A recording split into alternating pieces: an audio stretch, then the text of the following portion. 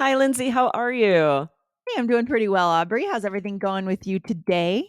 I'm fantastic. It's a beautiful day. My kids are at school, so I can Yes. get a lot done.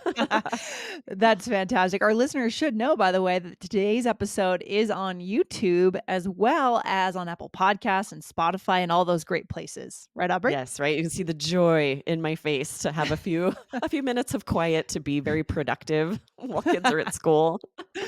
Yeah, but sometimes they say that you could be more productive if you have less time, right? So, when your kids get home, I'm sure that there's less time to be productive, but that's an episode from another day, for another day, I'm sure. Right. You cannot be more productive when you have 4 noisy people in your No. house. That really does affect things. Yeah. Like, whoever said that, I don't know if they have children. Sure, absolutely. What are we getting It into today? This is really interesting. Yes, this is going to be a great discussion. I'm really looking forward to this. We're talking about, I want to ask you first, Lindsay, to dive into this. We're talking about education Yes. and, how much it affects our future career, our potential, what this is like in the United States. Yeah. And I'm curious for you, how did you decide where to attend college? And sort of, do you have any regrets? Do you feel like it set you up for the career you wanted? Or if you could go back, would you change anything? Yeah, that's a good question, Aubrey. I chose my school based on 3 things: tennis, price, and weather. And Nice. I was looking at another school, very similar tennis program, um, not as good weather, much worse weather, and twice the price. So it became Mm, pretty easy. I went to a state school in Virginia. My school used to be the Women's College of UVA. So it's a pretty rigorous program, not a women's college, though. It had gone mm, co ed. However, it was probably like 70% women still. I don't know. I think I went to a school where people really cared about their studies. mhm. Sometimes I wish I'd gone to a bigger school just to have had more exposure to college football Sure. games and the fun things, the state university. I don't think my education set me up either way. I think I Mm, majored in psychology and then I just built my path, right? I would say I'm interesting. I'm neutral on that answer. What about you? Okay. Well, here's what I want to talk about because I think it's fascinating to think about how different this answer would be for someone who's trying to be a Supreme Court justice in the United States, right? If Yes. they if they know like how the system works, they can't just go to any state school or any law school they want necessarily. Statistics show they won't be successful, right? Right. This came from an article that I sent your way and I said, Aubrey, let's do an episode on Yes. this because I think, we have a common narrative that the US is a quote unquote meritocracy. What is a meritocracy, first of all? Let's just before we get Yeah, into that, dive the into Supreme that Court stuff, what very does it big word. mean? So Yeah. it's a system or a society or an organization where you can move up or you are chosen based on your merit, based on your abilities and your actions rather than anything else about you, Exactly. Not based on your legacy, right? Meaning where right? your family what your family did in the past or your money. That would be Right. kind of the opposite. So we have a narrative. We believe that our country is more or less a meritocracy. But this article, what did it say again about how one would attain a clerkship, which is kind of the feeder for being on the Supreme Court? What did it Yes. say? So this was fascinating and a bit horrifying, I think. Yeah. So it said there was a new study that found that undergraduate degrees from Princeton, Harvard, and Yale offer a leg up in getting coveted Supreme Court clerkships. So we're going to go into that vocabulary, very interesting vocabulary here, but it definitely showed that there was a correlation that basically a person has to go to one of those 3 law schools in order to be accepted for a clerkship, which really is the feeder, is really your way into becoming a judge, especially a Supreme Court judge. Yeah, and then even further, there it narrows down a little bit more. If I remember correctly, I want to encourage our listeners to go and read that article. But I think I remember seeing that you kind of have to go to, in some ways, there's a limited option. Princeton undergrad to Harvard grad, sorry, law to Yes, clerkship to Supreme Court, or maybe Yale to Harvard to clerkship to Supreme. So there's very, very narrow path. So if I want to go to Berkeley and then go to Harvard Law, I'm not likely, even if I attain my law degree from Harvard, I'm not likely to gain that clerkship and eventually get to the Supreme exactly. Court. Yeah. Exactly, right? The statistics show that the large majority are definitely being, prioritized, are being, chosen based on where they went to school. So that really flies in the face of us calling the US a meritocracy.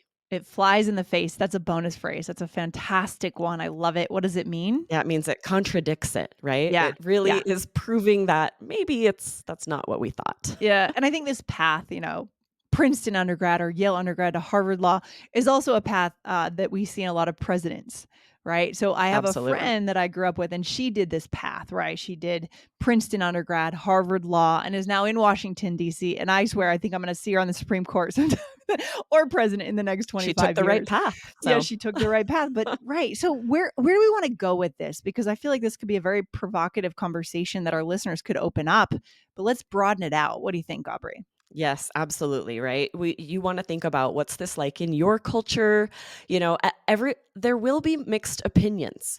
Even when we see these statistics, I know that I could bring this up with family members and there would be arguments Okay. because we're going to you're going to face those who have very different ideas about privilege, what privilege means. And they'll see that and say, No, it's still even, they would just argue with these statistics and say, regardless of where they go to school, this is still based on their merit. This is still, they have definitely earned this. And it's just tricky because the statistics don't necessarily show that. Do you think that the reason that people feel it's so important to hold up this narrative in this country is because they also want to know that they could possibly do something similar? Not that path, right? If you went to a state school, you're not necessarily going to be on the Supreme Court, right? But they Mm, want to see that they could have a path for themselves. So they're very adamant in defending that no, like they got there on their own. It's not because they went to these schools. What do you think? that's a really good point because if you think about the amount of work and time and money that goes into that path, regardless, Yeah. no one is going to want it to be negated or diminished because of Right. something like this. So, yes, there are a lot of people who are very motivated to disagree with that. Yeah, I mean, we don't like the idea of being handed things or feel like we haven't earned something in this country. I think it's a common part of our value. So, what are some words that our listeners could use to Yeah. open up this topic? So, from that sentence we shared from this article, we want to share a couple of these vocab words that might come up when you guys, to have this conversation with someone. And it's interesting to think about this word coveted. I think, just like you were saying, Lindsay, people like the idea of their path or their education being coveted. This word means highly desirable. And there's Mhm. something to be said for that, right? To have there be this prestige, which is this other word we'll talk about. But you do. I think there is that does exist in US culture that people do wanna think that their education is better than someone else's sometimes. They do. I mean, we spend a lot of money on education in this country. That's one thing. So, if you're going to go put yourself in $300,000 in debt, it should, give you some prestige, I think, is the thinking for a lot of people. That is, Right. right? Not for everyone. I did not feel that way. It sounds like you didn't. You're thinking more about Nah. tennis, but Yeah, to for a be lot honest. of people, yes. Yeah, for sure.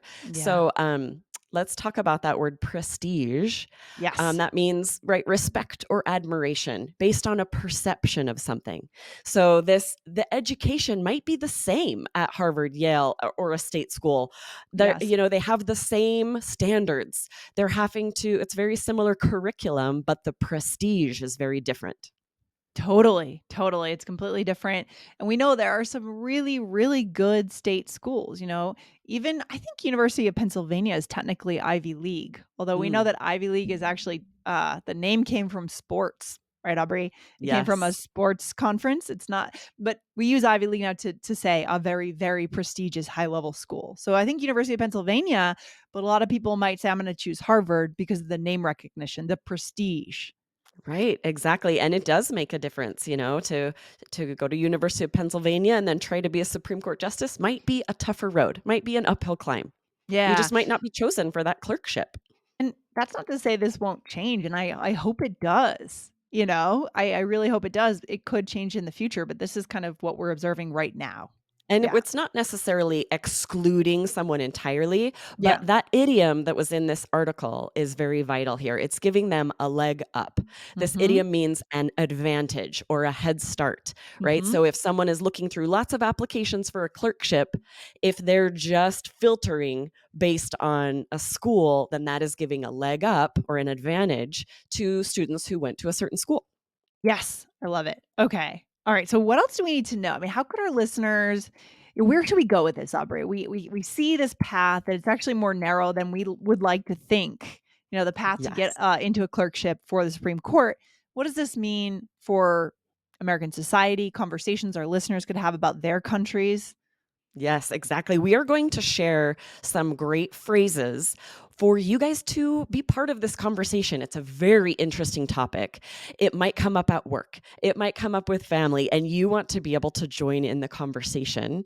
You may need to think about, what does this have to do with privilege? We're going to Mhm. share, there was another article called "Is America Really a Meritocracy?" And some statistics from this, I think, make the conversation really interesting, right? Yeah. So, for example, these studies showed that Ivy League schools take 2/3 of their students, just students that are applying, who they are accepting from the top 1/5 of income, families that have the highest income, and Mm. only 5% of their students are from the bottom fifth of income. So if you Oof. start thinking Ouch. about privilege, right, that statistic sort of speaks for itself. Yep, and this is where we have systemic issues of, Right. marginalization, racism that comes in. It's not just on a human level, it's the systems that perpetuate the problems that we have in our country, right? Exactly. And whether this is for, maybe they're hoping to get more funding from the parents of people they're accepting, there could be all sorts of reasons that this is happening. Yeah, And definitely systemic racism is part of it. So yeah, to realize, when you're going to join a conversation like this, there's a lot to know, right? There's a lot to think about. It's one thing to start the conversation, but you need to be reading, the news, reading of articles course. like this in English, thinking about these things so that you are informed when Of something like course. this comes up. Of course. I mean, this is something also, of course, our listeners know that you're on the IELTS Energy podcast, Aubrey, twice a week over there with Jessica. This would be a fantastic answer that maybe you could pull into a question related to government or politics or something. Absolutely, right? Lots of different writing task 2 topics or Mhm. speaking part 3 questions. They dive deep on social issues like this, and you Yes. have to be reading the news. You have to be filling your head with ideas so that you have something to say, because, it's not enough to be, I don't know, watching reality TV. You Oh my won't have a gosh. lot to say if Boring. something What do like you this comes up. No, it's gonna really I mean, unless you're talking to the exact people that also watch that show, and Michelle and I have done another episode on that, Sure. guys, on how to connect over a show. That's great too. But we wanna be thinking broad about society, about culture, comparing your culture with other people to actually have interesting conversations in life, right, Aubrey? I don't wanna Yes. be at a party where the only conversation is about reality TV. I might leave that party. I know, I'm much more interested if you asked me, like, do you think where someone went to school affects their potential earnings, like their Yeah. potential income? Okay, I wanna be part of that conversation. I'm Oh, interested in that. 100%. This is how we connect, right, Aubrey? Yeah. Absolutely, right. I ended up looking into this a little bit too, preparing for this, because I think it's fascinating. So if we broaden this topic Yep. beyond Supreme Court and look at all jobs, right? Yeah. All educational institutions, studies have been done there as well, just to talk about the relationship between college selection, chosen major, and potential income. And Mm. what's interesting, it's very different depending on what you're going into, right? It's different Okay. for MBAs versus like someone who's going into science, something like that, right? I see. But it's interesting. So if you look at schools that aren't as selective, we'll say. So we have Ivy League schools, and then we Yes. have lots of other schools that aren't maybe Ivy League, but they're called selective. Right. Their admission process is very strict, Mhm. and they are, like you said, oh, this University of Pennsylvania is a great school. There's all kinds of statistics about universities that make them a prestigious school besides Ivy Leagues, right? And there Okay. is a correlation. So these schools with top selectivity, the statistic is that graduates earn 12% more on average. So not Okay. huge, but definitely there's some that makes a difference. Yeah. I mean, the other thing that I would think about that might be causing that really is network, right? And this is where you get into kind of network effects of success or lack of success, how things spiral up or spiral down, right? Absolutely. Because if the people you went to school with in your network are doing well, you're probably doing well, right? Right. That makes a difference too when you're the alumni that you know, if this is creating this impressive network for you, these connections straight Yeah. out of college, yes, that again gives you a leg up. Yeah, a lot of people will tell you now, if they went to Harvard graduate programs, they did it for the network, not necessarily Right. for the education. They did it to have access to that alumni network because it's just incredible. You've got past presidents in that network. You've got, I mean, the leaders of the world, right? And so Right. people do it for the network. They almost buy those connections in a way.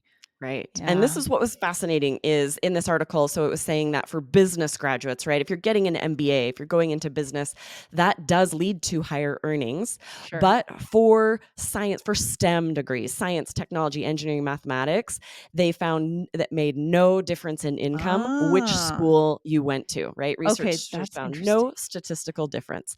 Interesting. So So, fascinating. And that really makes sense. yeah. And just remind us where that stat came from. Was that from Discourse Magazine that we have here? It's from research.com Okay. that Mhm. was, sharing statistics, studies that have been done for lots of different professions and lots Yes. of different degrees based on how selective their university was. So Okay. super interesting. So it sounds like there's a scale of, meritocracy of this concept in education in the US, and science is a place where maybe you can pull yourself up more no matter where you got educated. Is that right? Yes, that's what it looks like, whether it's a trade school or, whatever the school is.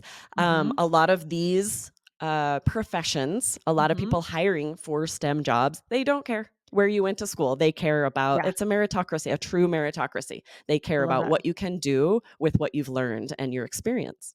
I love it. So, should we finish today's episode by giving our listeners some broad questions, not just about reading an article, but maybe about concepts, like broader concepts, Aubrey? What should we show them? Yes, let's do it. Okay. So the first one, guys, if you want to open a great conversation topic at a party, obviously make sure you have the right audience because not everyone's going to want to quote unquote nerd out on this in a good way. I mean that. But ask this question: how do you think students should choose what college to attend? Right? Write that one down. Yes, Right? and this would be very interesting if you know anyone who has children that are thinking about attending which college, right? There are a lot of Mm-hmm. people that are thinking about this, and it's an interesting conversation because they might not have thought about some of these issues that we've brought up today. I love that. And what would be the next one that we could ask? Yes, you could say, do you think the prestige of a school gives students a leg up? Now you're using this super interesting vocabulary we taught you today, talking about something that's very thought provoking. Yes. And then we go to the broadest question of all, guys. Saying this, do you think our country, meaning your country, wherever you're from, do you think our country is a meritocracy? Right. And I guess this is really more of a sliding scale than a Yes. yes or no answer for every And that I country. mean, how interesting is that conversation when there is no yes or no answer, right? If you say, Yeah, well, interestingly, I think it depends on which sector of, the job world we're thinking about. exactly. So this is so good, Aubrey. Where should we leave our listeners? What's our final thought for today? What's our takeaway? Yes, I think this is such a fascinating topic. We really want you to think about what types of things are interesting to talk about. Sometimes you want to Yeah. get away from small talk a little bit. Sometimes you want to go deeper or just throw out a thought provoking question to be the interesting one at the party or at the water cooler or at happy hour. And I I know that I would definitely prefer that. Like, oh, interesting question. Let's talk about it. Yeah, this makes me think of the quote. What is that famous? I don't know who to attribute this to, but you could probably find it if you Googled it. They say, if you're the smartest person in the room, you're in the wrong room. Right. Yes, right? If nobody wants to answer that question, then let's find a new group of people to talk to. If they're all talking about Yeah. reality TV, It's kind of Find your true. people. Yeah, that's the way that I like to live my life. I think that's a really good way to do it, and that's how we get smarter and get better and get more connected, guys. Good stuff, Aubrey. Thanks for bringing this topic to the table. Pretty controversial for a country that considers itself a full meritocracy, and Yes. in some ways, we're a little bit hypocritical, right? Because we're not Yes. necessarily that way in all. Absolutely, and I think Yeah. that is part of what will make this conversation so interesting, especially if you're talking with native speakers, that Mhm. not everyone will have the same opinion. There will be some differing opinions that will make for a very Yes. interesting conversation. Could even get into a debate, but we can talk about Yeah, debate skills in another episode, guys. nice. Hit follow on All Ears English, and we'll see you guys very soon. Aubrey, thanks so much. Thanks, Lindsay. See you next time. Bye. Bye.